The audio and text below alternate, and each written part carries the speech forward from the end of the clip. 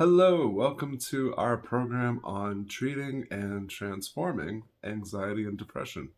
I'm Jim LaPierre. I've been a clinical therapist for about 18 years now, and I am a wounded healer. I'm a person who has struggled with anxiety and depression episodically through the course of my lifetime. But for a little over 20 years now, that's been getting better as I remain a work in progress.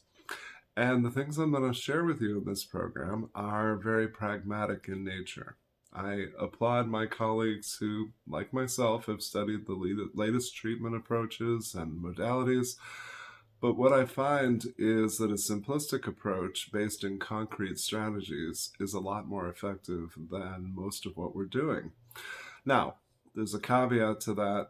For some of us, a neurochemical imbalance is what is responsible. Even though we have good health and a good quality of life, we still struggle with anxiety and depression. And so, for some of us, that is neurochemical in nature, and medication is what's going to help us to be most successful.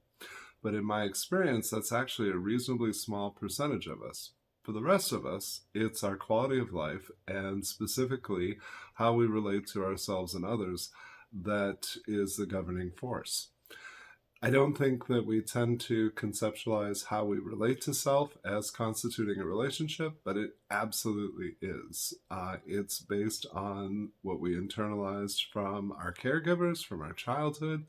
And the longer I do this work, the more appreciation I have for how foundational those beliefs and values, those internalized messages about our worth, and for a lot of us, a lot of internalized false beliefs are in governing the quality of our lives.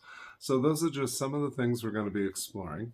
My experience is that depression and anxiety tend to go hand in hand, and for very simple but powerful reasons. We know that anxiety runs in families, and yet it is not genetic in nature.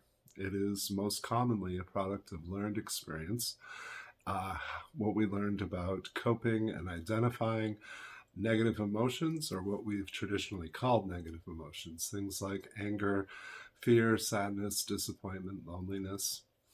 When it comes to depression, I often go with Stephen Wright. He was a stand up comedian who said that depression is anger without enthusiasm. So, the simplest recipe I know for depression is holding on to past anger and past pain, what the layperson calls baggage. I know that baggage weighs us down. I know that it limits what's possible in our lives. And I believe that looking meaningfully at how we live day to day and examining the expectations we hold of ourselves, the standards we hold ourselves to, these are the real keys to transformation when we couple those with vulnerability.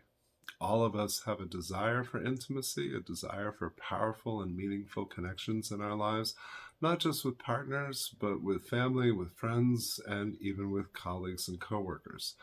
So, looking at the influence of the environments that we work and live in, and considering how the quality of our lives might be enhanced through greater use of vulnerability, improved communication, and again, really looking at how it is that we relate to ourselves and the standards we hold ourselves to.